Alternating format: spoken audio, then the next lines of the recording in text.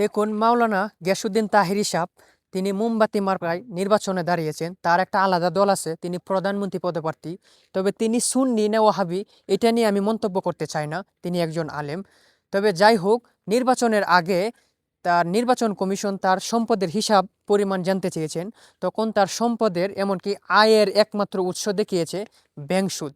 দেখেন, আমরা আমজনতা মানুষের কাছ থেকে কুপনের বিনিময়ে টাকা নেই, এমনকি মানুষের বাড়ির জঙ্গল থেকে বাঁশের জার থেকে বাঁশ কেটে বিক্রি করে টাকা জমিয়ে হাদিয়ে দিয়ে তাদের মতো বক্তা আনি।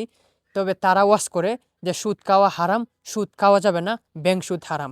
তবে তখন যারা তারাই যদি ব্যাংক সুদ খায়, তবে এইসব বক্তাদের জন্য আমরা মানুষের কাছ থেকে টাকা নিয়ে হাদিয়া নিয়ে বক্তা আনি।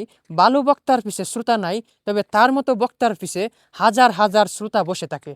তখন মনে প্রশ্ন জাগে, আমরা শ্রোতারা কি আসলে 12 বাতারি হয়ে গেছি?